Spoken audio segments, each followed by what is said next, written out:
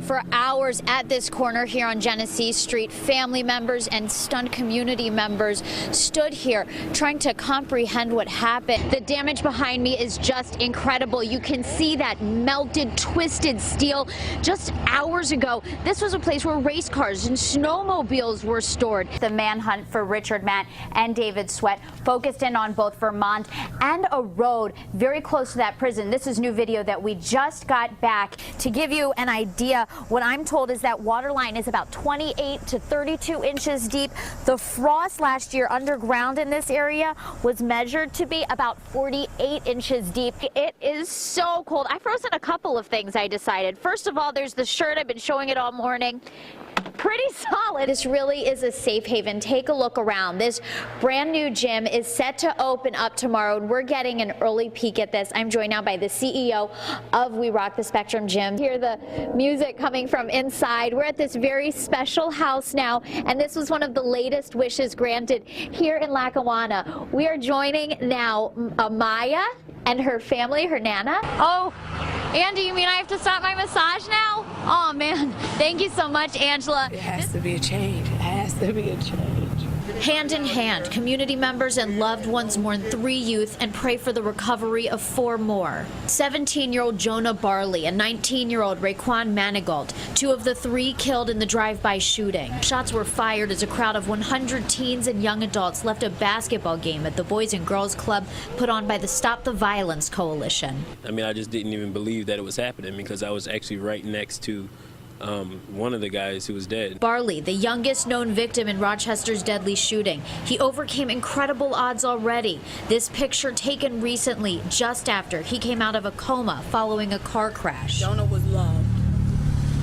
He's loved now, he was loved then, and he'll continue to be loved.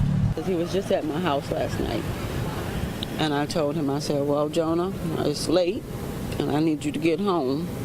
And I need you to get there safe. Manigault just graduated high school. The teen volunteered with Rochester's Pathways for Peace program. Hey, that probably was his reason for being at the Boys and Girls Club, because he was up there with Pathway to Peace playing a little basketball league, and that's all he wanted to do was play sports. The 4 who survived are men in their 20s, taken to Strong Memorial Hospital with non-life-threatening injuries. 2 have been released. Community members say this latest shooting is just one sign of the gun violence that plagues Rochester. But when you have people who don't value life, they don't care if we have more police. Let's be honest about what we're dealing with. But prayer and strength unite those in mourning. The cowards that did this know that Rochester is a community of one.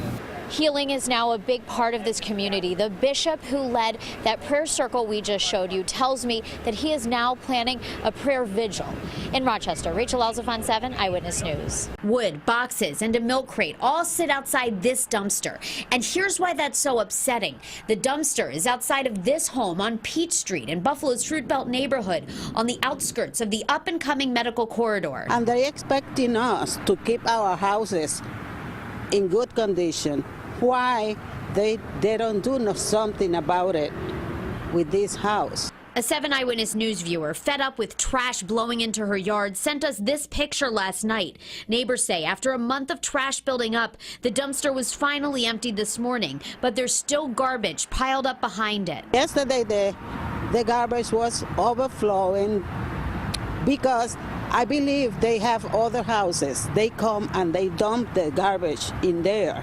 Court records show the owner, Julian Risotto of Rochester, faces housing violations charges from the city of Buffalo with 5 different homes. Here at 35 Peach, some of the 10 violations include working without a permit, causing blight to an area, and excessive amounts of trash and construction. Noreta Bilbert says the block has safety concerns too, especially in the middle of the night. At night, I see people going inside of the house. We don't know what could happen.